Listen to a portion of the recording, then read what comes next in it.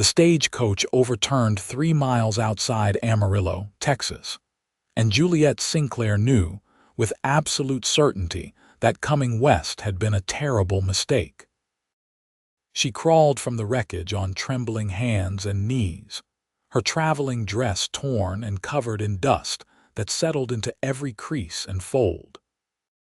The driver lay motionless several feet away, his neck bent at an unnatural angle, and the 2 horses that had been pulling the coach had bolted, leaving her stranded in the middle of nowhere with the merciless sun beating down and not a soul in sight. She was 22 years old and had left St. Louis 3 weeks ago with nothing but a letter from a distant cousin promising her a position as a schoolteacher in this dusty Texas town. The cousin had died of fever 2 days before Juliet's arrival, or so she'd learned from the telegram waiting at the last stop. Now she had no job, little money, and apparently no way to even reach civilization. Juliet stood on shaking legs, surveying the flat landscape that stretched endlessly in all directions. Her whole life had been like this, one uncertainty after another. Her parents had died when she was 16, leaving her to the care of an aunt who had made it clear Juliet was an unwanted burden. She'd worked as a seamstress, a laundress, a companion to an invalid woman who'd screamed at her daily. Nothing had ever felt solid or sure. Even this journey west, which she'd hoped might finally bring her some stability, had literally crashed around her. She heard the thunder of hoofbeats before she saw the rider. He appeared like a mirage at first, shimmering in the heat waves that rose from the parched earth. As he drew closer, she could make out broad shoulders, a weathered hat pulled low, and a horse that looked strong and well cared for. Relief flooded through her even as uncertainty gripped her heart. Out here, a lone woman couldn't know if an approaching stranger meant salvation or danger. The man reined in his horse and dismounted in one fluid motion. He was tall, probably in his late 20s, with sun-bronzed skin and dark hair that curled slightly at the collar. His eyes were a startling green, sharp and assessing as they took in the scene. "You hurt?" His voice was deep and calm, the kind of voice that suggested he'd handled emergencies before. "No, I think I'm all right," Juliet said, then looked toward the driver. But the stranger was already walking toward the fallen man. He knelt, checked for a pulse, then removed his hat respectfully. "He's gone. I'm sorry." Juliet felt tears prick her eyes. She hadn't known the driver well, had barely spoken to him beyond pleasantries, but the finality of death always struck her deeply. "What do? I need to get to Amarillo." "I was supposed to." "Supposed to what?" The man stood, dusting off his knees. "It doesn't matter anymore." She wrapped her arms around herself despite the heat. "The person expecting me is dead. I have nowhere to go." He studied her for a long moment, those green eyes seeming to see right through her dusty exterior to the scared, uncertain girl beneath. "Name's Quentin Mitchell. I own the Triple M Ranch about 5 miles from here. We'll get your belongings from the coach, and I'll take you into town. We can send someone back for." He gestured toward the driver. "Juliet Sinclair," she offered, "and thank you. I don't know what I would have done if you hadn't come along. This road sees plenty of traffic. Someone would have found you eventually." He was already pulling her trunk from the overturned coach. It was battered but intact. "This all you've got?"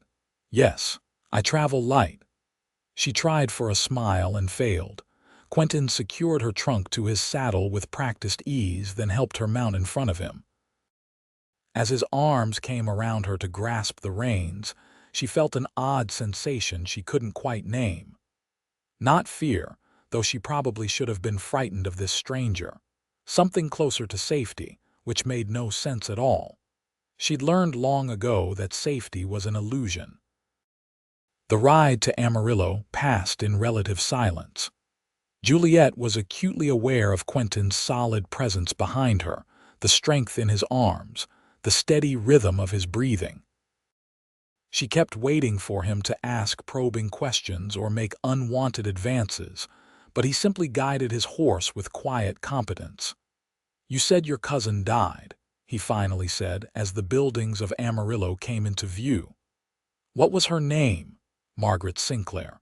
She ran a boarding house, I think." "Margaret?" Quentin's voice held surprise. "I knew her. Good woman. The fever took a lot of folks this spring. I'm sorry for your loss." "I barely knew her," Juliet admitted. "We'd only exchanged letters. She offered me a position teaching, said the town needed someone educated. Now I suppose they'll have to look elsewhere. Actually, we still need a teacher. The last one left to get married 6 months ago. Kids have been running wild ever since." Hope flickered in Juliet's chest before uncertainty smothered it. "But who would hire me now? I have no one to vouch for me." "I'll vouch for you." The words were simple and certain. She twisted to look at him. "You don't even know me. I know you survived a stagecoach accident without hysterics. I know you showed respect for a dead man. I know you're educated enough to have been offered a teaching position. That's more than most folks know about each other when they first meet." He guided the horse down Amarillo's main street. "Besides, you'll need somewhere to stay. Margaret's boarding house is still standing. Her lawyer's been trying to figure out what to do with it." "I couldn't possibly." "Why not?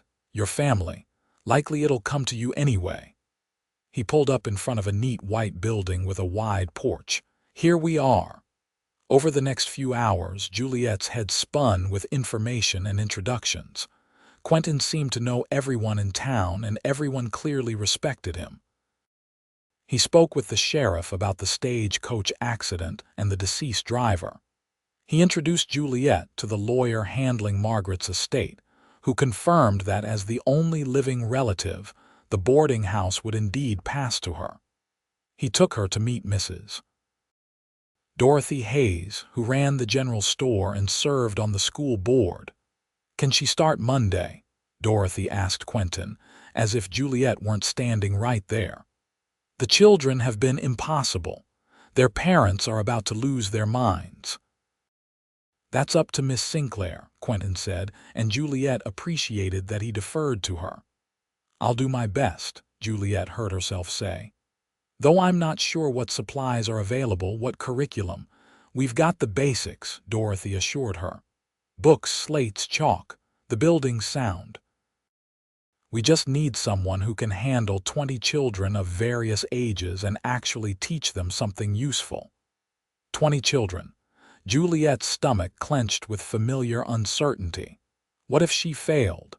What if they ran roughshod over her? What if she proved as inadequate at teaching as she'd been at everything else? "She'll do fine," Quentin said, with such confidence that Juliet almost believed him. By evening, Juliet found herself alone in Margaret's boarding house with her trunk unpacked in a small bedroom upstairs. The house was clean but clearly neglected, dust covering every surface. She should eat something, she knew, but exhaustion overwhelmed her. She sank onto the bed and finally let the tears come. A knock on the door startled her. She wiped her face quickly and descended the stairs, expecting perhaps Dorothy with more instructions about teaching. Instead, Quentin stood on the porch holding a covered basket. "Mrs. Chen from the restaurant sent supper," he said. "Figured you wouldn't have had time to get supplies." "That's very kind." Juliet took the basket, acutely aware of her red-rimmed eyes and disheveled appearance. "You've done so much already, I don't know how to thank you." "No thanks needed." He shifted his weight, suddenly looking less certain himself. "Listen, Miss Sinclair, I know you've had a hard day, but I want you to know something. You're not alone here. This town takes care of its own, and you're one of us now." "I don't feel like one of anything," she said quietly. "I feel like I'm always on the outside, always uncertain about where I belong or what I'm doing." Quentin met her gaze steadily. Then we'll just have to work on making you certain, starting with this. You belong here. That's a fact, not a question. Something in his absolute conviction made her chest tighten. She wanted desperately to believe him. How can you be so sure of everything? Practice, I suppose. Out here, being uncertain gets you killed. You learn to make decisions and stand by them. He tipped his hat. I'll check on you tomorrow. Make sure you've got everything you need for Monday. You don't have to. I know I don't have to, I want to. He smiled, and it transformed his serious face into something warm and approachable. Sleep well, Miss Sinclair. She watched him ride away into the gathering dusk, this stranger who'd appeared out of nowhere and somehow made her feel less adrift than she had in years. The feeling terrified her almost as much as it comforted her. Sunday passed in a blur of cleaning and preparation. True to his word, Quentin appeared mid-morning with a wagon full of supplies. He'd brought firewood, lamp oil, fresh produce from his ranch, and even new curtains that his housekeeper had insisted the boarding house needed. Your housekeeper just happened to have extra curtains? Juliet asked skeptically. Maria's like that, always prepared for everything. He was hanging them in the parlor while Juliet stood on a chair to dust the upper shelves. She's been running my household since my father died 10 years ago. Best cook in 3 counties. You took over the ranch at 18. Juliet glanced at him with new respect. She'd been on her own at 16, but running a ranch seemed far more daunting than simply surviving. Didn't have much choice. My mother had died when I was 12. My father built that ranch from nothing, and I wasn't about to let it fail. He secured the last curtain rod. Some things you just do because they need doing. You make it sound simple. Never said it was simple, said it needed doing. There's a difference. He helped her down from the chair, his hands steady on her waist. You're doing something that needs doing too. Those kids need education. The town needs a teacher. You're filling that need. What if I'm terrible at it? The question burst out before she could stop it. Quentin didn't laugh or dismiss her concern. Then you'll figure out how to get better. That's what people do. He paused. You spend a lot of time worrying about failing, don't you? My whole life has been one failure after another. She moved away, embarrassed by the admission. Nothing ever works out the way it's supposed to. Maybe you've been measuring success wrong. He leaned against the window frame, studying her. You made it out here alone. You survived a stagecoach crash. You're about to start teaching despite being scared. Sounds like a lot of success to me. Juliet wanted to argue, but something in his logic made sense. She'd always focused on what went wrong, never on the fact that she'd survived it all. You have an interesting way of looking at things, Mr. Mitchell. Quentin, he corrected. And you have an interesting way of not seeing your own strength, Juliet. The use of her first name sent a flutter through her stomach. She busied herself with arranging books on a shelf. Will you be at the school tomorrow, for my first day, if you want me there? She did want him there desperately, though she couldn't quite say why. It might help having a familiar face. Then I'll be there. No hesitation, no equivocation, just certainty. Monday morning arrived far too quickly. Juliet dressed in her best teaching dress, a dark blue cotton that had seen better days but was clean and pressed. She braided her light brown hair into a neat crown and tried to calm her racing heart. The schoolhouse was only 3 blocks away, but each step felt weighted with doom. Quentin was waiting outside the building, along with what appeared to be half the town. Children ran in circles, shrieking and laughing. Parents stood in clusters, eyeing Juliet with expressions ranging from hopeful to skeptical. Miss Sinclair, Quentin greeted her formally, offering his arm. Let me introduce you. The next 30 minutes were a whirlwind of names and faces. There was Thomas Hayes, Dorothy's 7-year-old son, who looked like a handful. Sarah and Samuel Chen, 9-year-old twins whose parents ran the restaurant. Little Emma Rodriguez, only 5 years old with enormous dark eyes. Older children too. 15-year-old Matthew Johnson, who clearly thought he was too good for school, and his sister Rebecca, 13 and shy. When the parents finally dispersed, Juliet found herself facing 20 expectant children and one tall rancher who'd positioned himself at the back of the room. "Good morning," she began, her voice steadier than she felt. "My name is Miss Sinclair, and I'm here to help you learn. I know you've been without a teacher for some time, so we'll start slowly and figure this out together." "Can you do arithmetic?" Matthew challenged from the back row, his arms crossed. "I can." "What's 17 times 23? Juliet did the calculation in her head. 391. Matthew looked disappointed. Several children giggled. "Can you read?" little Emma asked. "I can." Juliet picked up a book from her desk. "How about I read you all a story and then we'll see what each of you knows. That way I can figure out what we need to work on." The day was exhausting and exhilarating in equal measure. The children tested her constantly, trying to gauge her limits. But Juliet found that years of dealing with difficult employers and uncertain situations had given her a backbone she hadn't known she possessed. When Thomas Hayes tried to sneak a frog into Sarah Chen's desk, Juliet calmly removed it and assigned him an essay about amphibians. When Matthew mouthed off about the uselessness of literature, she challenged him to read a passage aloud and explain its meaning, which he couldn't do. Through it all, Quentin remained at the back of the room, his presence both comforting and unnerving. At noon, when she dismissed the children for lunch, he approached her desk. "You did well." "They're exhausting." She sank into her chair. "How do people do this every day?" "Same way anyone does anything hard, one day at a time." He set a napkin-wrapped bundle on her desk. "Maria sent lunch. She figured you'd forget to pack anything." Juliet's eyes stung with unexpected tears. "Why are you being so kind to me?"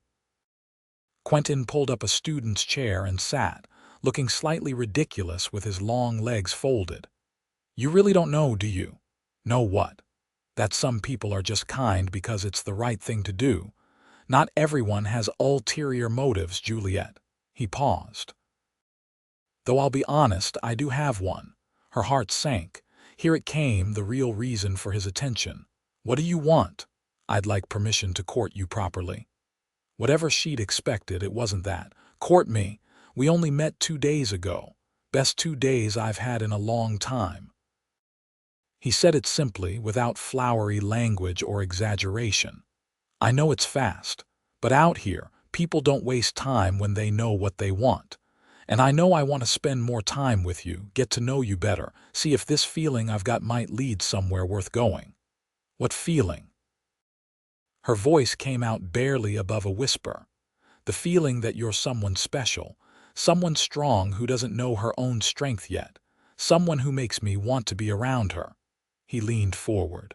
"I'm not saying we'll get married tomorrow.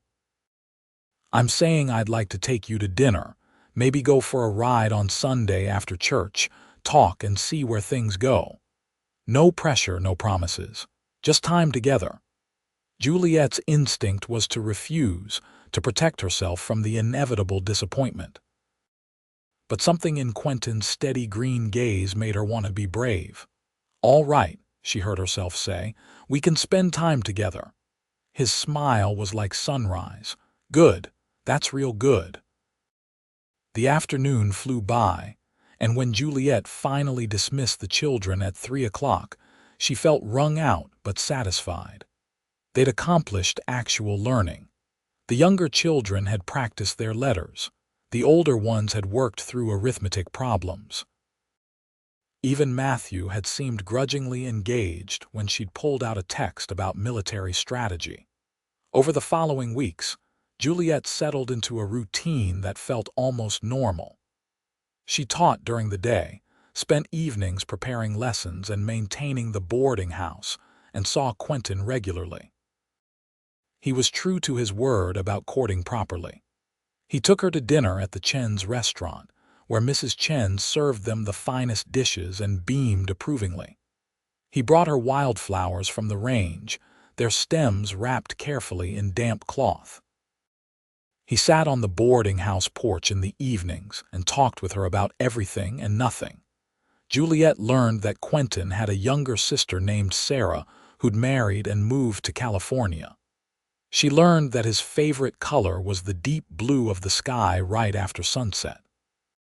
She learned that he'd once wanted to be an engineer but had given up those dreams to run the ranch. "You regret it?" she asked one evening as they sat watching fireflies dance in the gathering dusk. "Used to," he admitted, "but not anymore. The ranch is good work, honest work. It provides jobs for 6 families. That matters more than building bridges for someone else. You always sound so certain about your choices." "Not always." He reached over and took her hand the first time he'd initiated such contact. "I was uncertain about you at first." "What?" She looked at him in surprise. "You seemed absolutely sure from the moment we met." "That was mostly bluster." His thumb traced circles on her palm, sending shivers up her arm. "Truth is, you scared me, still do sometimes." "I scare you?" "The man who runs a 1,000-acre ranch and never seems afraid of anything. You scare me because you matter. I haven't let anyone matter since my father died. It's safer that way, keeping people at a distance." He met her eyes. "But you walked right past every wall I'd built, didn't even seem to notice they were there. And now, I'm sitting here holding your hand and thinking about the future in ways I haven't in 10 years. Juliet's heart hammered in her chest. "I'm still uncertain about everything," she confessed. "About teaching, about this town, about us. I keep waiting for something to go wrong." "I know." He squeezed her hand gently. "And I'll keep being certain enough for both of us until you find your own certainty. That's what people do when they care about each other." "Is that what this is? Caring?" "It's the beginning of it. Could be more if we let it." She wanted to let it. She wanted it so badly it terrified her. "I don't know how to do this, Quentin. I've never had anything stable in my life. I don't know how to believe it won't all disappear. Then we'll figure it out together." He said it with such confidence that she almost believed him. In October, the first real test came. Juliet woke to find little Emma Rodriguez crying outside the schoolhouse before classes began. The child's mother had died in childbirth 3 days earlier, and Emma was inconsolable. Juliet gathered the 5-year-old into her arms, uncertain what to say. What comfort could she offer? She knew too well the pain of losing parents. "I'm so sorry, sweetheart. I know it hurts." "Papa says she's with the angels," Emma sobbed, "but I want her here with me. I know. I lost my parents too when I was young. It's the hardest thing in the world." Emma pulled back to look at her with red-rimmed eyes. "Does it stop hurting?" Juliet could have lied, but she respected the child too much. "It changes. It becomes something you carry with you instead of something that crushes you. And you learn that the people who love you help carry it too." She let Emma sit on her lap during morning lessons, holding the child while teaching the others. At lunch, Quentin appeared with Maria in tow. The housekeeper had brought enough food to feed the entire school, and Juliet realized he must have sent word about Emma's situation. "My mama died too," Maria told Emma gently in accented English. "I was 7 years old. I thought I would die from sadness." "How did you stop being sad?" Emma asked. "I didn't stop, but I started being other things too. Happy sometimes, excited sometimes, interested in the world. The sadness became smaller compared to everything else." She stroked Emma's hair. "You will be sad for a long time. That's okay. That's how we honor the people we love. But you'll be other things too." After school, Juliet found Quentin waiting. "That was kind of Maria to come," she said. "Did you ask her to?" "Didn't have to. I just mentioned the situation and she insisted on helping." He walked beside her as she headed home. "You were good with Emma today." "I felt useless. What can you say to a child whose mother just died? You said exactly what she needed to hear, that it's hard, that it changes, that she's not alone. He paused at the boarding house steps. You're better at this than you think, Juliet. Teaching, connecting with people, all of it. I'm just muddling through like always. No. His voice held an edge of frustration. When are you going to see yourself clearly? You're not muddling through, you're succeeding. The children adore you. The parents trust you. You've turned Margaret's boarding house into a real home. You're doing everything right. Then why do I still feel uncertain about all of it? Because certainty isn't about feeling, it's about choosing. He took both her hands in his. I choose to believe in you even when you don't believe in yourself. I choose to be here, supporting you, making sure you know you're not facing anything alone. That's what certainty looks like. Standing there with her hands in his, Juliet felt something shift inside her. Not certainty, not yet, but maybe the beginning of it. The understanding that uncertainty didn't have to mean weakness, that she could be afraid and still move forward, that Quentin's faith in her might be justified. Will you come to the ranch Sunday? He asked. I'd like you to see the place properly. Maria wants to make you dinner, and I think you could use a day away from town. I'd like that, she said, and meant it. The Triple M Ranch was larger and more impressive than Juliet had imagined. The main house was sprawling and well-built, with a wide porch and flower boxes Maria clearly tended with care. Beyond it stretched corrals and barns, bunkhouses for the ranch hands, and pastures where cattle grazed peacefully. Quentin gave her the full tour, introducing her to his employees and their families. She met Carlos Rodriguez, Emma's father, who managed the horse operation with quiet competence despite his recent loss. She met the Murphy brothers, Irish immigrants who handled the cattle. She met families she'd taught children from, all of them part of Quentin's extended ranch operation. You're not just running a business, she observed as they walked through the stable. You're taking care of a whole community. That's what my father taught me. The ranch only succeeds if everyone succeeds together. He showed her his favorite horse, a black mare with intelligent eyes. This is Juniper. She's the smartest horse I've ever known. She's beautiful. Juliet hesitantly reached out to stroke the mare's nose. She'd never spent much time around horses. Want to ride her? Quentin asked. I'll take Thunder and we can see the South Range, best views on the property. Despite her nervousness, Juliet agreed.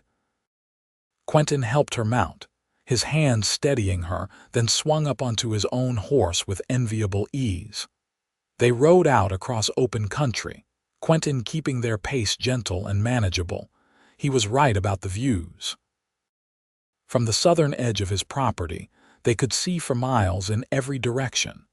The land rolled away in shades of brown and gold, broken by occasional stands of trees along creek beds. The sky stretched overhead in endless blue, unmarred by clouds. This is what freedom looks like to me, Quentin said quietly. Space enough to breathe, to think, to be yourself without anyone judging. I've always felt crowded, Juliet admitted. Not physically, but in life. Like there was never room for me to just exist. There's room here. All the room you could want. He looked at her intently. I want you to feel that, Juliet. That you have space to breathe, to make mistakes, to figure out who you are without constantly worrying about what happens next. They sat their horses in comfortable silence, and for the first time in her life, Juliet felt a whisper of real peace.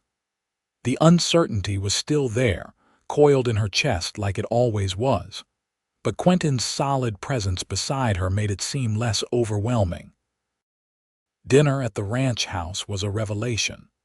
Maria had prepared a feast that seemed impossible for one woman to create, and she served it with obvious pride. Quentin's ranch hands and their families joined them. turning the meal into a celebration that reminded Juliet of stories about large, loving families she'd never experienced. "You're quiet," Quentin observed after dinner as they sat on the porch watching the sunset paint the sky in shades of orange and purple. "I'm thinking about family," she said. "I've never had one, not really. Even when my parents were alive, there was just the three of us and we were always struggling.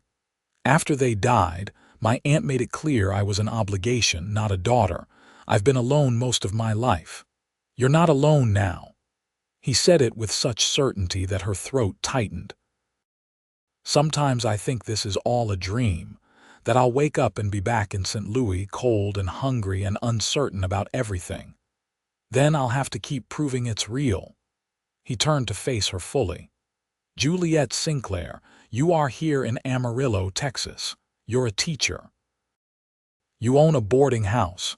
You matter to the people in this town. You matter to me. Those are facts, not dreams."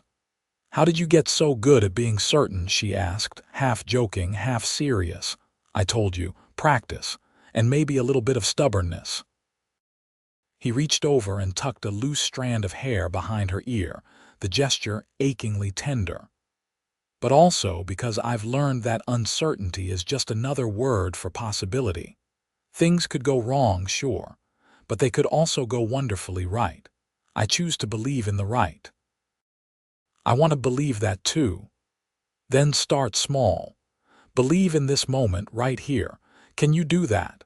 She looked at him, at his kind eyes and strong hands and the patience written in every line of his face. In this moment, sitting on his porch with the sunset painting the world gold, she could believe. "Yes," she whispered, "I can believe in this moment. That's a start." He smiled and took her hand, and they sat together as darkness fell and stars emerged overhead like promises.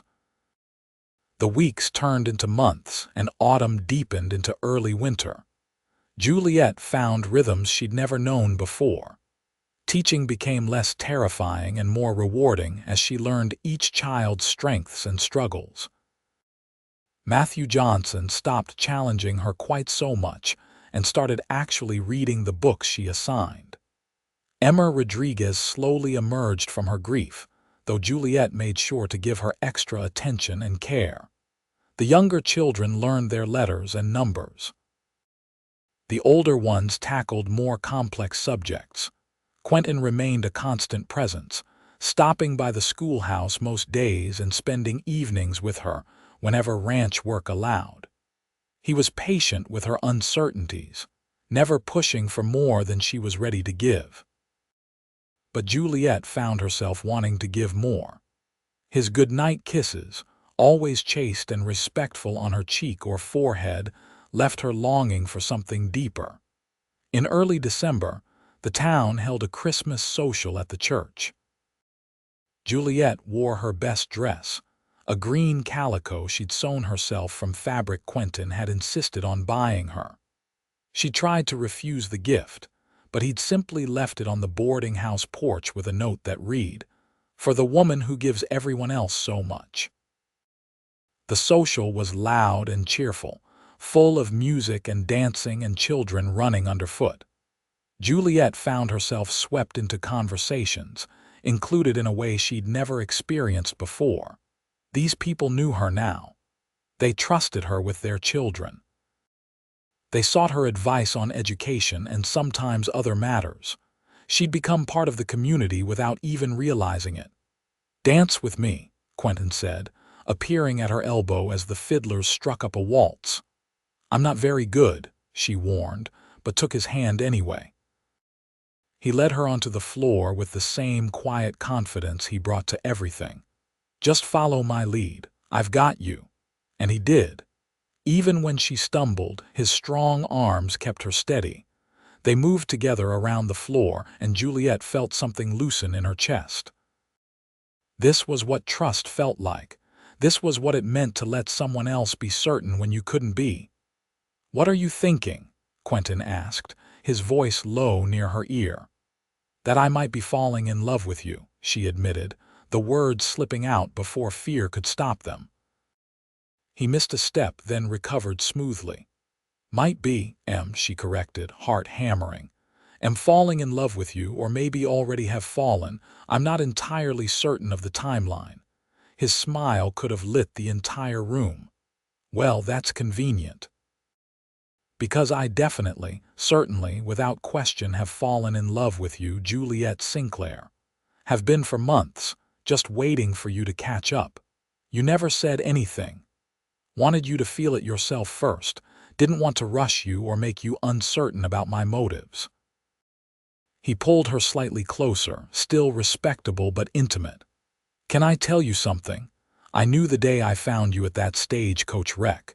Knew you were going to change my life. Wasn't sure how yet, but I was certain it would matter. That's impossible. You couldn't have known. But I did. Same way I know right now that I'm going to marry you someday. Same way I know we're going to be happy together. Some things you just know, deep down where certainty lives. Juliet wanted to argue, to list all the reasons he couldn't possibly know such things. But looking into his eyes, seeing the absolute conviction there, she found herself believing instead. What if I'm still uncertain about things sometimes? Then I'll be certain for both of us until you're not. That's what I've been trying to tell you all along. He spun her gently as the music swelled. You don't have to have all the answers, Juliet. You just have to be willing to take the next step. I'll make sure you don't fall. That's a big promise. It's the only promise that matters. When the dance ended, Quentin led her outside into the cool December evening. The stars overhead were brilliant, undimmed by the town's few lights. He wrapped his coat around her shoulders and drew her close. I love you, he said clearly, no uncertainty in his voice. I want to marry you, build a life with you, give you the stability and certainty you've never had. I want to wake up next to you every morning and come home to you every evening. I want to have children with you and grow old with you, but I'll wait as long as you need to be sure. Juliet looked up at him, at this man who'd appeared in her life like an answer to prayers she hadn't known to pray. She thought about the girl she'd been 6 months ago, terrified and alone in an overturned stagecoach. She thought about the woman she'd become, teaching and living and belonging in ways she'd never imagined possible. The uncertainty was still there, probably always would be, woven into her nature by years of instability. But alongside it now was something new and stronger. Trust. Love. The beginning of certainty. Ask me, she whispered. What? Ask me to marry you right now, ask me. His eyes widened. Juliet Sinclair, will you? Yes. She stood on tiptoe and kissed him properly for the first time, pouring all her uncertain heart into it. Yes, I'll marry you. I'm still scared and uncertain about 100 things, but I'm absolutely certain about you. He kissed her back with a passion that made her dizzy, his arms solid and sure around her. When they finally broke apart, both breathing hard, he pressed his forehead to hers. We're really doing this? He asked, and she heard the wonder in his voice. We're really doing this? She laughed, the sound surprising her. I'm going to marry you, Quentin Mitchell, when I'm still uncertain about what next week will bring. That's either very brave or very foolish. It's brave, he assured her. It's the bravest thing I've ever seen you do. They were married on Christmas Eve in the small church in Amarillo, with what seemed like the entire town in attendance. Dorothy Hayes cried through the entire ceremony. Maria had made Juliet a dress that was far finer than anything she'd ever owned, cream-colored with delicate lace at the collar and cuffs. Quentin wore a new suit and couldn't stop smiling. Reverend Thomas conducted the service, his voice warm and sure as he talked about love and commitment and building a life together. When it came time for vows, Juliet's voice shook slightly but held. I promise to love you, she said, looking into Quentin's eyes. To trust you when I can't trust myself. To believe in us even when I'm uncertain about everything else. You've shown me what it means to be certain, and I promise to spend my life learning that lesson." Quentin's vows were simpler. "I promise to be your certainty when you have none, to steady every uncertain step, to love you exactly as you are while helping you become who you want to be. I promise that you'll never face anything alone again." When they kissed as husband and wife, the church erupted in applause and cheers. Juliet felt tears on her cheeks, but didn't bother wiping them away. These were happy tears, and she'd learned it was okay to let people see them. The reception at the church hall lasted long into the night. There was food and dancing and toasts that ranged from touching to hilarious. Carlos Rodriguez, Emma's father, gave a short speech about how Juliet had helped his daughter through the darkest time of her life. Dorothy Hayes talked about how the town had needed a teacher, but gotten a friend.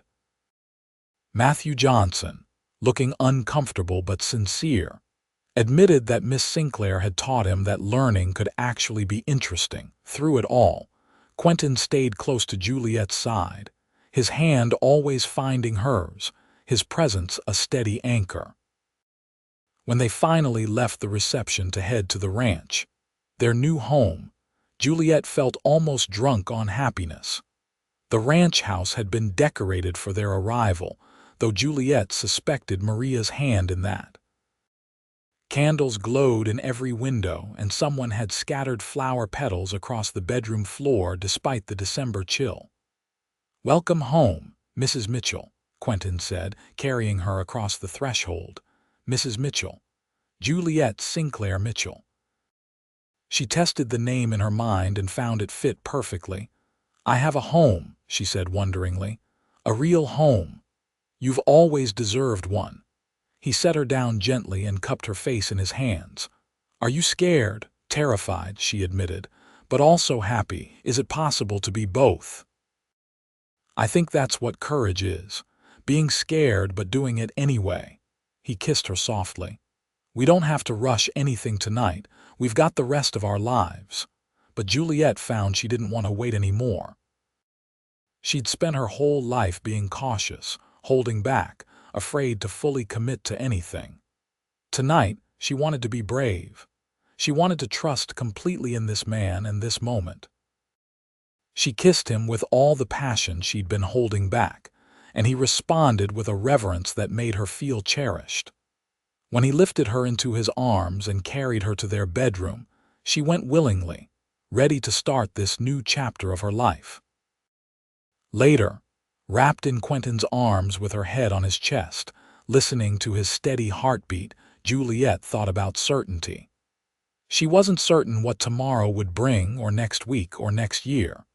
But she was absolutely certain that wherever life took them, Quentin would be there beside her. That was enough, more than enough. It was everything. "What are you thinking?" he murmured, his hand stroking her hair. "That I never imagined being this happy." "Get used to it. I plan on making you this happy every single day for the rest of our lives." She smiled against his chest. "That's a big promise." "I'm good at keeping promises." He tilted her face up to kiss her again. "Besides, making you happy makes me happy. It's an excellent arrangement." Juliet laughed, the sound free and light. 6 months ago, she'd been uncertain about everything. Now, lying in her husband's arms in their home, she was uncertain about many things still. But the things that mattered, the fundamental truths of her life, those she knew with absolute certainty. She was loved. She was home. She was exactly where she was meant to be. The winter passed in a glow of happiness. Juliet continued teaching, though she moved into the ranch house with Quentin and gave up the boarding house. Dorothy Hayes's daughter took over running it as an actual boarding house, providing income for both families. The arrangement worked perfectly, and Juliet was relieved to have one less responsibility on her shoulders. Living at the ranch meant Juliet got to see a side of Quentin's life she'd only glimpsed before. She saw him working alongside his ranch hands, never asking them to do anything he wouldn't do himself. She saw him solving problems with calm efficiency, whether it was a sick horse or a broken fence or a dispute between employees. She saw him manage finances, plan for the future, and make decisions that affected dozens of people. She also saw his kindness. When Carlos Rodriguez's older daughter came down with pneumonia that winter, Quentin paid for the doctor and medicine without being asked. When the Murphy brothers wanted to send money to family in Ireland but couldn't afford it, Quentin gave them advances on their wages. When Maria's nephew needed surgery in Dallas, Quentin arranged transportation and helped cover costs. "You can't save everyone," Juliet told him one evening after he'd spent 2 hours helping a ranch hand named Tom plan a budget so he could save money to marry his sweetheart. "Not trying to save anyone, just helping people who work hard and deserve a chance." He pulled her into his lap. "Besides, Tom's a good worker. Helping him be stable helps the ranch. You make it sound practical, but I see your face when you help people. You care about them." "Of course I do. They're not just employees. They're people I see every day, whose families I know, whose kids you teach." He kissed her neck. "You care about them too. That's one of the things I love about you." It was true. Juliet found herself invested in the lives of everyone on the ranch. She started an evening reading program for the adults who'd never learned properly. She taught Maria's nephew basic English. She helped the ranch hands' wives with sewing and cooking when they asked for advice. In February, Juliet realized she'd missed her monthly bleeding. At first, she thought it was stress or the change in her routine. But when a second month passed, she couldn't deny the obvious. She was pregnant. The realization filled her with a complicated mix of emotions. Joy, certainly, but also a terror so profound it nearly paralyzed her. She had no idea how to be a mother. Her own mother had died when she was so young. What if she failed at this too? She managed to hide her knowledge for a week before Quentin noticed something was wrong. They were sitting on the porch one evening when he took her hand. "What's bothering you?" he asked. "You've been distant lately." "I'm pregnant," she blurted out, then immediately started crying. "I'm sorry." "I don't know why I'm crying. I should be happy." "Oh, sweetheart." He pulled her into his arms, holding her while she sobbed. "You're scared." "I don't know how to be a mother. What if I'm terrible at it? What if something goes wrong? What if I can't do this? Then we'll figure it out together." "Same as everything else." He stroked her back soothingly. "You're not alone in this, Juliet. We're having a baby together. I'll be right there with you for all of it. But you're not scared. You're never scared." "I'm terrified," he admitted, and she pulled back to look at him in shock. "I'm going to be responsible for a tiny human being. What if I mess up? What if I'm not a good enough father? What if something happens to you during childbirth?" Hearing him voice fears that matched her own somehow made them less overwhelming. "We're both scared." "Completely terrified," he confirmed, "but also excited. We're going to have a baby, Juliet, our baby. That's the most amazing thing I've ever heard." She found herself laughing through her tears. "We're going to be terrible at this, aren't we? Probably. But we'll be terrible together and somehow we'll figure it out. That's what we do." He placed a hand gently on her still flat stomach. "When?" "September, I think. Maybe early October. A fall baby. Perfect timing for the ranch. Things slow down then so I can be around more." He was already planning, already thinking ahead. "We'll need to get a room ready and find someone to take over your teaching for a while, and—" "Quentin." She put her hand over his. "One thing at a time, right? One thing at a time," he grinned at her. "I'm going to be a father." "You're going to be an amazing father," she said, and meant it. The certainty in her voice surprised her. The pregnancy progressed normally, though Juliet was sick every morning for the first few months. Maria fussed over her constantly, preparing special foods and making sure she rested. Quentin became almost comically protective, trying to prevent her from doing anything remotely strenuous. "I'm pregnant, not broken," Juliet told him in April when he tried to stop her from sweeping the porch. "I know, but what if you overexert yourself? Then I'll sit down and rest. I promise I'll be careful, but you have to let me live my life." She softened her words with a kiss. "I appreciate that you care so much, but I need to keep teaching and doing things. I'll go crazy if I just sit around all day." He reluctantly agreed, though she often caught him watching her with worried eyes. The protectiveness was touching, even when it was annoying.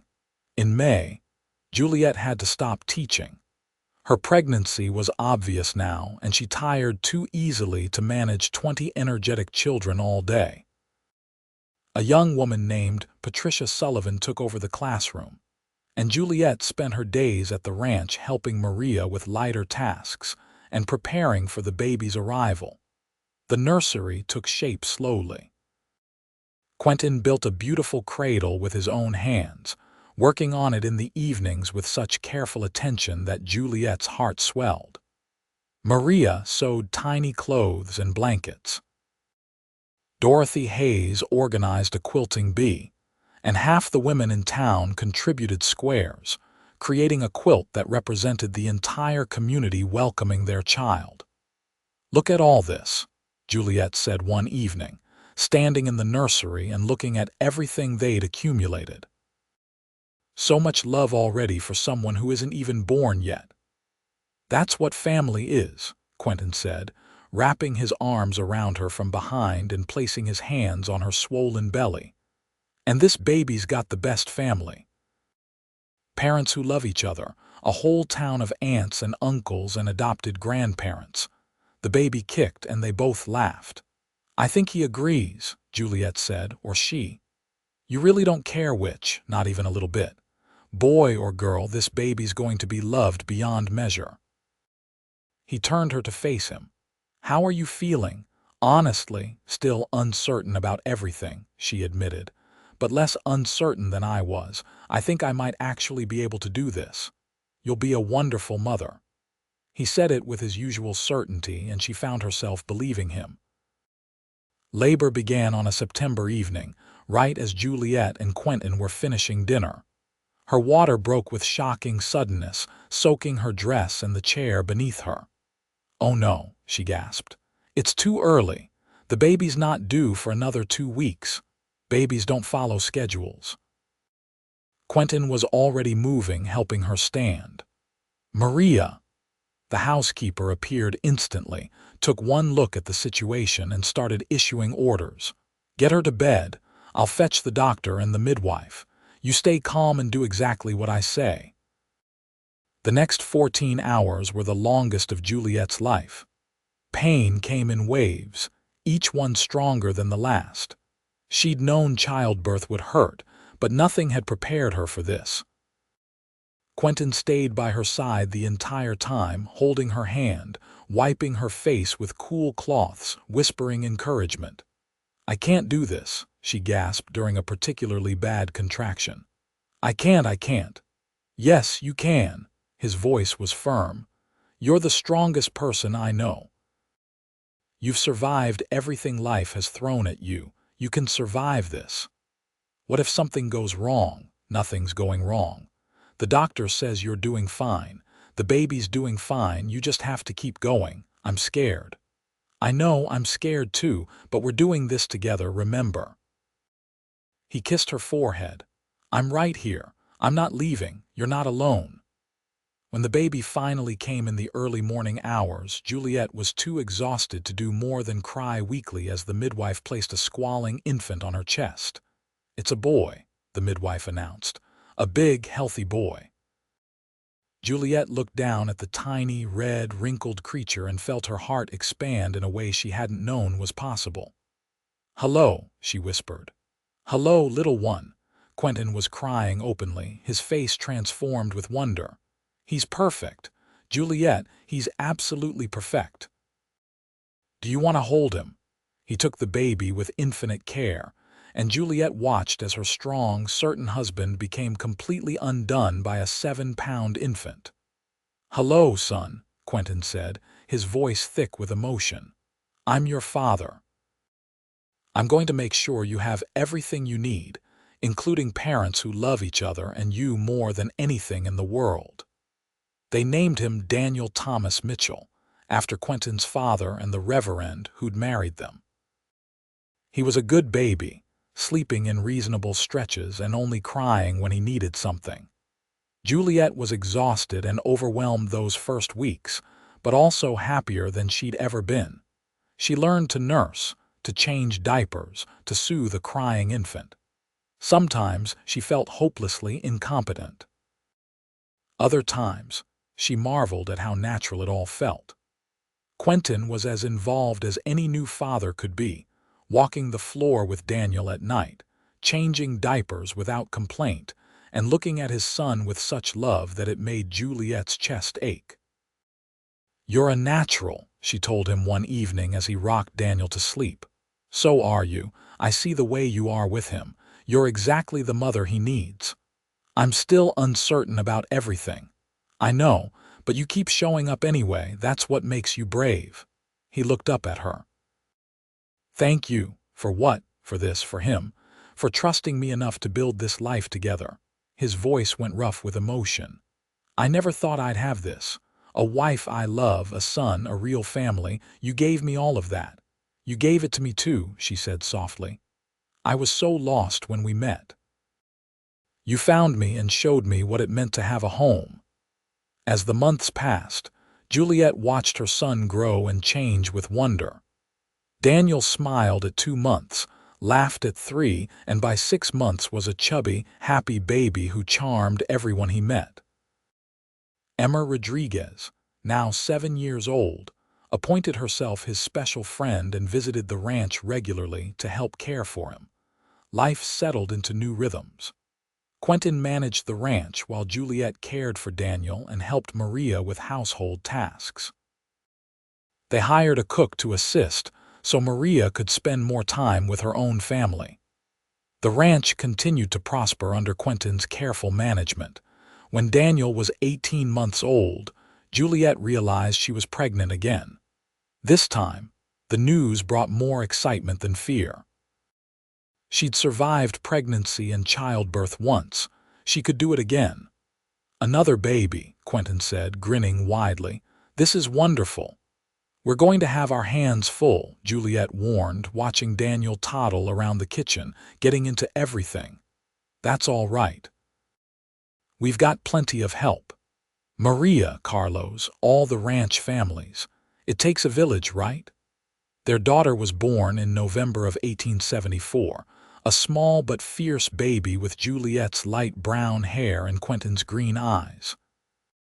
They named her Rose Margaret Mitchell, after Quentin's mother and Juliet's cousin who'd unknowingly brought them together. With 2 small children, life became more chaotic but also richer. Daniel was a thoughtful, gentle child who loved animals and followed his father everywhere. Rose was more spirited, demanding attention and keeping everyone on their toes. Together, they filled the ranch house with noise and laughter and the special chaos of young children. One evening when Daniel was 4 and Rose was almost 2, Juliet stood on the porch watching her family. Quentin was teaching Daniel how to throw a rope while Rose toddled after them, determined to do everything her big brother did. The sunset painted everything gold, and she could hear Maria singing in the kitchen while she prepared dinner. "You look thoughtful," Carlos said, coming up the porch steps. He often stopped by in the evenings, bringing Emma to play with the children. "I'm thinking about certainty," Juliet said. "Have you found it?" She considered the question. "Not exactly. I'm still uncertain about a lot of things. Whether I'm doing right by the children, whether we're teaching them what they need to know, whether they'll grow up happy and secure." She smiled. "But I've learned that being uncertain doesn't mean being lost. I know where I belong now. I know who I am. And I know that whatever uncertainties come, Quentin and I will face them together." "That's wisdom right there." Carlos leaned against the porch railing.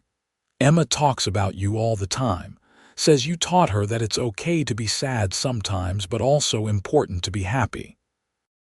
She taught me just as much. Juliet watched Emma running with Daniel and Rose, all three children shrieking with laughter. She showed me that you can lose everything and still find joy again. Life's funny that way. Takes away with one hand, gives with the other.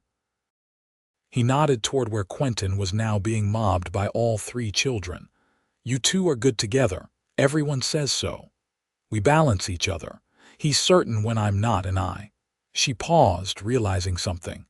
I help him see that uncertainty isn't always bad. That sometimes not knowing means being open to possibilities. That night, after the children were finally asleep and the house had settled into quiet, Juliet and Quentin sat together on the porch as they often did. It was their time, these evening hours, to reconnect and simply be together. Remember when we met? Juliet asked, leaning against his shoulder. You mean when you were covered in dust and looking at me like I might be a bandit? He chuckled. Hard to forget. You seemed so sure of everything. I thought you must never doubt yourself.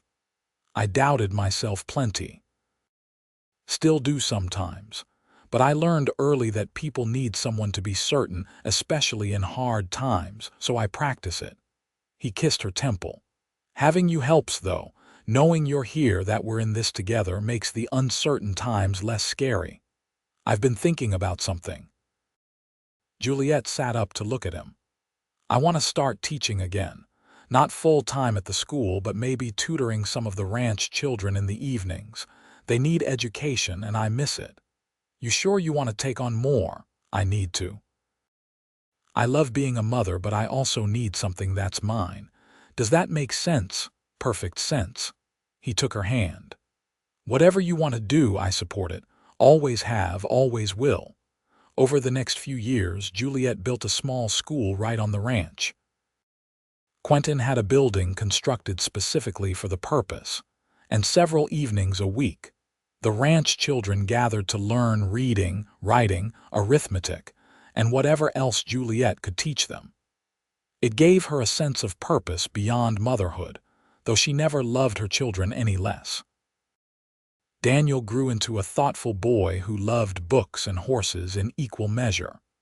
Rose was a whirlwind of energy and curiosity, always asking questions and getting into mischief. When Daniel was 7 and Rose 5, Juliet found herself pregnant again, much to her surprise. 3 seems like a good number, Quentin said, his hand on her growing belly. Though 4 wouldn't be bad either. Let's survive 3 first, she said, but she was smiling. Their third child was another boy, born in the summer of 1878. They named him James Carlos Mitchell, honoring both Quentin's middle name and the man who'd become such a good friend.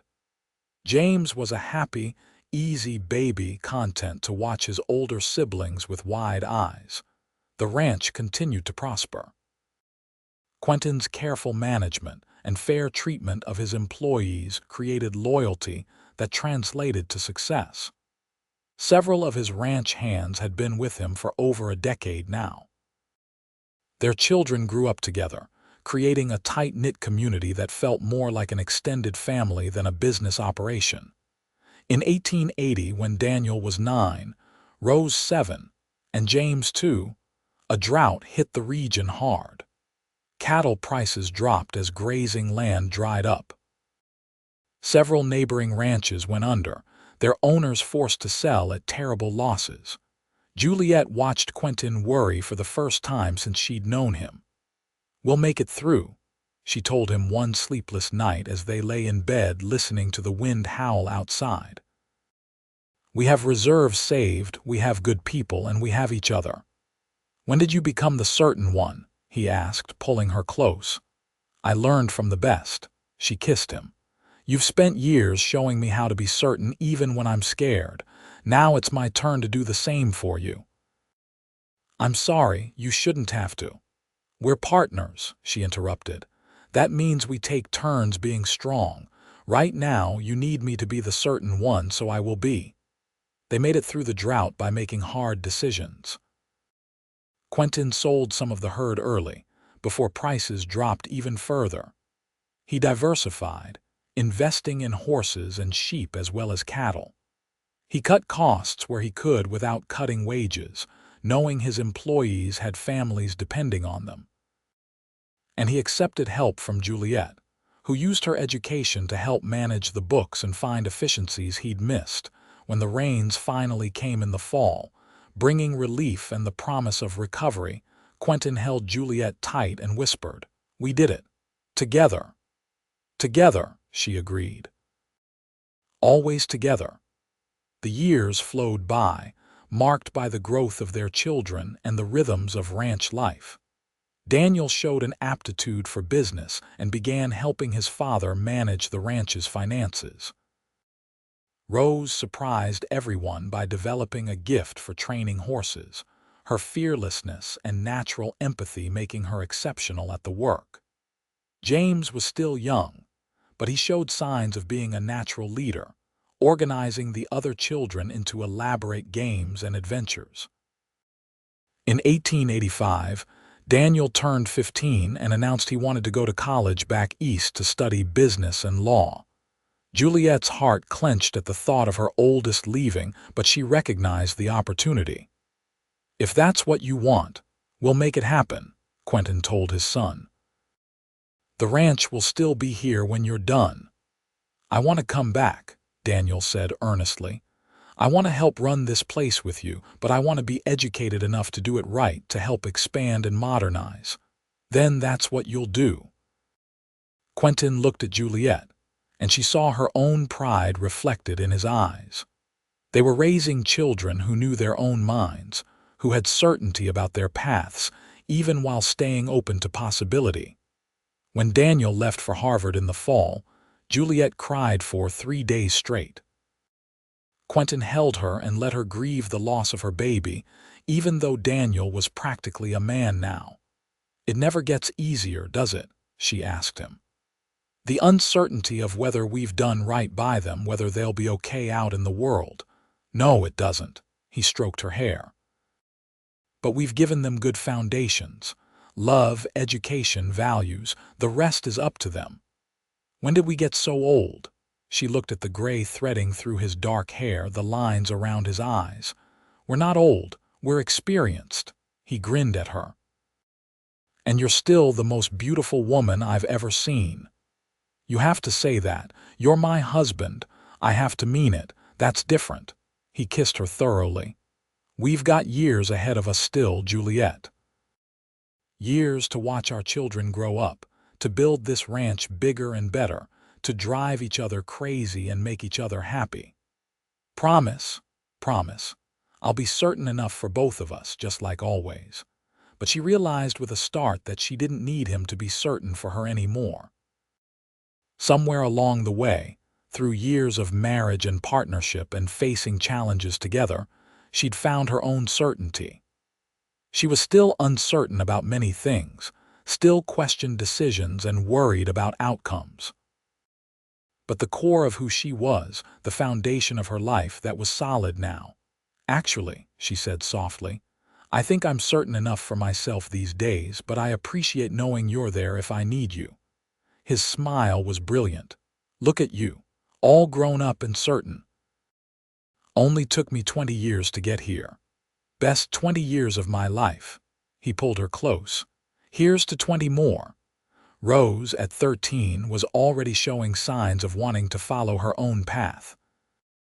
She spent every free moment with the horses, and Carlos had begun teaching her the finer points of training. Quentin initially worried about his daughter doing such rough work, but Juliet reminded him that Rose had a gift that shouldn't be wasted just because she was female. "She's good at it," Juliet argued. "Better than good. Why should she be limited just because of her sex?" "You're right," Quentin sighed. "I know you're right. It's just hard thinking of her getting hurt. She's your daughter. She's tougher than you think." Juliet smiled. "She gets that from both of us." James, at 9 years old, was the peacemaker of the family, always mediating between his siblings when they argued. He had Quentin's certainty combined with Juliet's empathy, a combination that made people naturally gravitate toward him.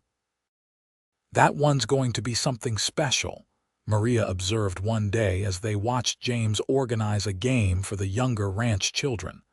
"He's got a way about him." "They're all special," Juliet said, but she knew what Maria meant. James had a quality that drew people to him, made them trust him and follow his lead. In 1889, Daniel returned from Harvard with a law degree and a head full of ideas for modernizing the ranch's operations. He'd also brought a young woman named Claire, an educated woman from Boston who'd captured his heart. "She wants to be a writer," Daniel told them nervously. "She's already had several articles published in magazines. I know she's not from here, but you love her," Juliet finished. "That's what matters." Claire fit into ranch life better than anyone expected. She was fascinated by the West and spent her days observing and writing about life on the ranch. Her articles were published in Eastern magazines, bringing positive attention to their operation. She also became fast friends with Rose, encouraging the younger girl's unconventional interests. They were married in the spring of 1890, a joyful celebration that brought together the entire community. Watching her son marry a woman he clearly adored, Juliet thought about her own wedding 25 years earlier. She'd been so uncertain then, so afraid of happiness because she'd never learned to trust it. Now, she understood that happiness wasn't about certainty. It was about choosing to embrace life despite uncertainty. "What are you thinking?" Quentin asked, sliding his arm around her waist as they watched Daniel and Claire dance. "About how far we've come, about how much has changed, and how much has stayed the same." He kissed her temple.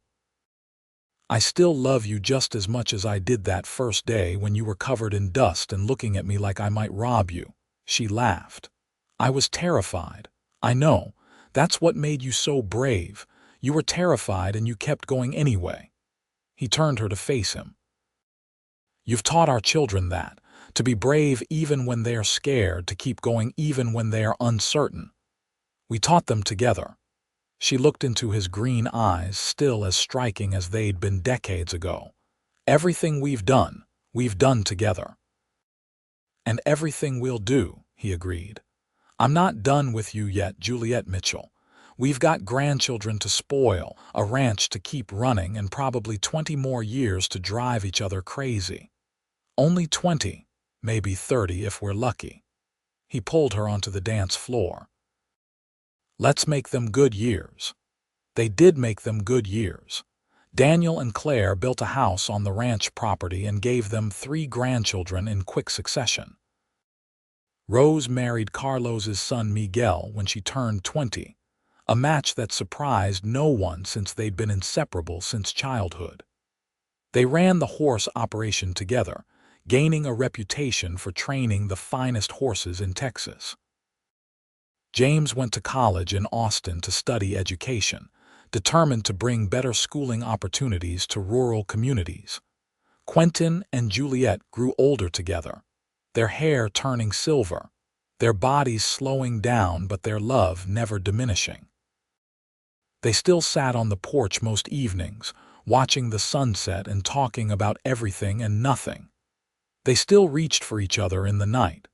They still laughed together, argued occasionally, and always made up. On a warm September evening in 1902, Juliet sat on the porch surrounded by her family. Daniel was there with Claire and their children. Rose and Miguel had come with their 2 boys. James had brought his new wife Sarah, a teacher he'd met in Austin. Even Maria was there, now elderly but still sharp-minded, holding the newest great-grandchild. Quentin sat beside Juliet, his hand in hers as it had been for over 30 years. She looked at all of them, this family she'd helped build, this life she'd created despite all her uncertainties. "What are you thinking?" Quentin asked, the same question he'd asked her thousands of times. "That I'm certain," she said. For the first time in my life, I'm absolutely certain this is where I belong. This is who I was meant to be. These are the people I was meant to love. He squeezed her hand. Took you long enough to figure it out. I needed a good teacher. She leaned against his shoulder. Someone patient enough to keep being certain until I found my own certainty. That's what I promised, remember, the day we married, to be your certainty when you had none. You kept your promise, you kept every promise. She looked up at him. I love you, Quentin Mitchell. I loved you uncertain, and I love you certain. I'll love you until the day I die. And beyond, he said, kissing her softly, and beyond. As the sun set over the Texas plains, painting the sky in shades of orange and gold, Juliet felt a peace she'd never known before. She'd spent most of her life uncertain, afraid, doubting herself and her place in the world. But Quentin had appeared when she needed him most, and had steadily, certainly, guided her toward a life she'd never imagined possible. She'd learned that uncertainty didn't mean weakness, that fear could coexist with courage. That love wasn't about being perfect, but about showing up every day and choosing each other again and again. She'd learned that a rancher's certainty could steady a woman's uncertain steps until she found solid ground beneath her own feet. And she'd learned that the solid ground had been there all along, waiting for her to be brave enough to stand on it. Looking at her family, her home, the life she'd built despite every uncertainty, Juliet finally understood. This was what happiness looked like. This was what it meant to be home. This was what it meant to be certain, and it was more than enough. It was everything.